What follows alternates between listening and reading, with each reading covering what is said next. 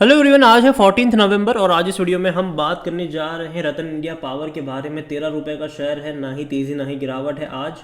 और एक महीने में अगर हम देखें तो 18% का फॉल है। पहले एक मेजर फॉल आया था, इससे पहले भी ये 13 रुपये पर गया था, वापस तेज़ी दिखाई थी, वापस अभी देखो तो गिरावट है। आज के दिन हालांकि ना ही तेज़ी है ना ही गिरावट है। बाजार आज के दिन में थोड़ा सा सुस्त होता नज़र ज़रूर आया है। थोड़े बहुत पॉजिटिव में रहा, हालांकि उतना भी खास पॉजिटिव था नहीं, लेकिन थोड़े बहुत पॉजिटिव में रहा। पिछले कुछ टाइम से बाजार में भयंकर गिरावट है, पिछले महीने से गिरावट है, पिछले 50 दिनों से कह सकते हैं कि भैया बाजार परेशान कर रहा है सबको। भयंकर गिरावट है। पूरा अक्टूबर महीना बहुत ही ज़्यादा ख़राब रहा। नवंबर की जो शुरुआत हुई है वो भी कुछ खास अच्छी तो नहीं हुई है।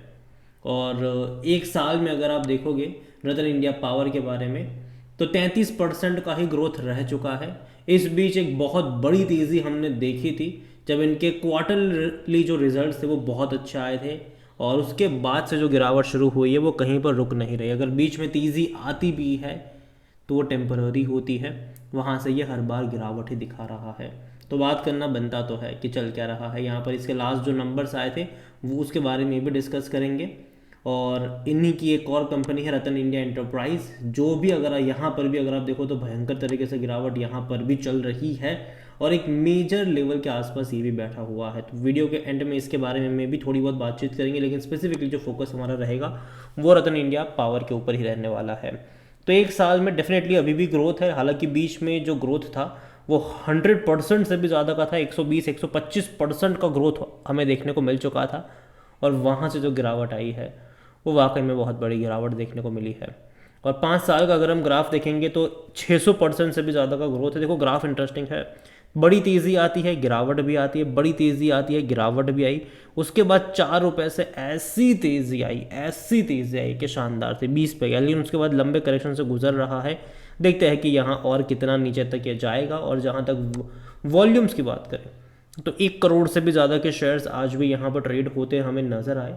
मार्केट कैप तकरीबन 7,000 करोड़ के आसपास देखने को मिल रहा है। कंपनी के बारे में अगर हम बात करने जाए तो देखिए लास्ट कुछ ट्रांजैक्शन जो थे इनसाइडर्स के वो 2022 में देखने को मिले थे। 24 में इस साल ऐसा कोई बड़ा ट्रांजैक्शन इनसाइडर्स की तरफ से देखने को नहीं मिला है। और जहाँ तक डिविडेंड के बारे में बात करें, देखो कंपनी प्रॉफिटेबल है नहीं तो डिविडेंड का कोई सवाल ही पैदा नहीं होता कि आपको यहाँ पर देखने को मिलेगा। नंबर अगर आप देखो तो 2024 में डेफिनेटली अच्छे नंबर थे। जो तेज़ी हमें देखने को मिली थी वो 2022 में ही देखने को मिल रही थी रेवेन्यू में। उसके बाद कोई इतना बड़ा खास रेवेन्यू में ईयर ऑन ईयर बेस पे ग्रोथ नहीं है। लेकिन प्रॉफिट की अगर हम बात करें तो एक बड़ा प्रॉफिट हमने 2024 में देखा, लेकिन अगेन मैं कह दूँ ये वन टाइम वाला प्रॉफिट था, वो भी एक ही क्वार्टर में। उसके बाद ही क्वार्टर में हालत जैसी थी पहले वैसी हो गई, लेकिन फिर भी थोड़ी बहुत इंप्रूवमेंट आया ज़रूर है यहाँ पर, उसमें कोई शक नहीं है। बात करेंगे आगे उसके बारे में भी। और जहाँ तक इसका वैल्यूएशन देखे तो देखिए 0.69 का पी है इसका, लेकिन अगेन मैं कह दूँ कि ये उस एक क्वार्टर की वजह से इसका पी इतना इम्प्रूव है, और वो भी वन टाइम प्रॉफिट वाला जो क्वार्टर था उसके चलते। वरना एक्चुअली में अगर मैं उसको काउंट ना करूँ तो इसका पी रेशो नेगेटिव में ही होगा, क्योंकि कंपनी का लॉस बहुत ज़्यादा है। यहाँ पर अगर आप इनके फाइनेंशियल की तरफ जाए तो जैसे कि मैंने कहा था एक क्वार्टर था बीच में जिसने पूरा गेम पलट दिया था। यहाँ पर वो एक क्वार्टर था, मार्च क्वार्टर, तकरीबन 10,665 करोड़ के आसपास के इनका प्रॉफिट हुआ था। जबकि इससे पहले के क्वार्टरों में कंपनी 600 करोड़ 550 करोड़ का लॉस ही कर रही थी। तो लॉस ही करने वाली कंपनी थी ये। एक ही क्वार्टर था बीच में जहाँ पर इसने प्रॉफिट दिखाया था। अगेन मैं कह दूँ ये वन टाइम प्रॉफिट था। उसके बाद का भी क्वार्टर डिसेंट रहा, 93 करोड़ का प्रॉफिट किया, लेकिन बाद में अभी लास्ट क्वार्टर में क्या हुआ, वापस से लॉस कर दिया। हालांकि छोटा ही सही, लेकिन 1.5 करोड़ का लॉस किया है। अब देखना ये इंपॉर्टेंट होगा आने वाले क्वार्टरली जो रिजल्ट्स है दिसंबर के और उसके बाद के, कि तब क्या चीज़ें देखने को मिलती है, क्या तब वापस बड़ा लॉस दिखाएंगे कि नहीं, वो देखना इंपॉर्टेंट है। उसके ऊपर बहुत कुछ डिपेंड करेगा, क्योंकि देखो मैंने पहले भी कहा था कि मैं एक क्वार्टर के नंबर पे मैं भरोसा नहीं करूंगा। और मैं तब भी कहा था कि तब इवन जब शेयर तब 8-9 का था, मैंने कहा था कि हाँ यहाँ से ये डबल होने के चांसेस रहेंगे। लेकिन उसके बाद जब गिरावट आएगी तो ऐसे आएगी कि इसको बहुत ज़्यादा नीचे तक भी लेकर जाएगी, क्योंकि टेम्पररी होगी ये तेज़ी, और अभी वो देखने को मिल भी रहा है। शेयर होल्डिंग के बारे में देखें तो प्रमोटर की 44.06% की होल्डिंग है, और उनमें से 39% का ऑलमोस्ट शेयर इनका गिरवी भी है। म्यूचुअल फंड के पास 0.04% का स्टेक है। डोमेस्टिक के पास 6.53% की होल्डिंग देखने को मिल रही है, और एफ 4.39% का स्टेक यहाँ पर लेकर बैठे हुए हैं। रिटेल इन्वेस्टर की जो होल्डिंग है वो 22.74% के आसपास है, और जो अदर पार्टीज़ है वो 22.22% का स्टेक लेकर बैठे हैं। और ख़रीदारी अगर आप देखोगे यहाँ पर तो थोड़ी बहुत क्वांटिटी जो खरीदारी हुई है जून और सितंबर क्वार्टर में, वो रिटेल इन्वेस्टर ने ही करी हुई है यहाँ पर, और एफआईएस ने भी थोड़ी बहुत क्वांटिटी खरीदी ज़रूर है। ओवरऑल अगर मैं बात करूँ रतन इंडिया पावर के बारे में, देखो पेनी स्टॉक था एक टाइम का, अभी भी आप इसको पेनी स्टॉक में ही कंसिडर कर सकते हो, लेकिन जिस तरीके से हमने इससे पहले भी देखा कि जब गिरावट आती है, ठीक है, तो भैया वो 10-12% पे रुकती नहीं है, कुछ ज़्यादा ही गिरावट आ जाती है, 50% तक का फॉल देखने को मिल जाता है। यहाँ पर भी अगर आप देखोगे तो 20 रुपये से गिरकर नीचे आया ज़रूर है ऑलरेडी। अगर हम देखें उस लेवल से अगर आप देखोगे तो ऑलरेडी ये 35% का डिक्लाइन तो दिखा ही चुका है, आगे शायद और आएगा कि नहीं मैं नहीं जानता, लेकिन अगेन कहूँगा मैं कि बाज़ार का भी हेल्दी होना ज़रूरी है, क्योंकि अगर आप अभी के टाइम पे अगर आप देखो तो बाज़ार भैया रुला रहा है सबको, पिछले 45-50 दिनों से बाज़ार सबको रुला रहा है, और यहाँ पर बहुत सारी कंपनियों के शेयर में लगातार गिरावट है। और यहाँ पर अगर आप फॉल देखना शुरू करो तो वो मई के एंड से ही देखने को मिल चुका है।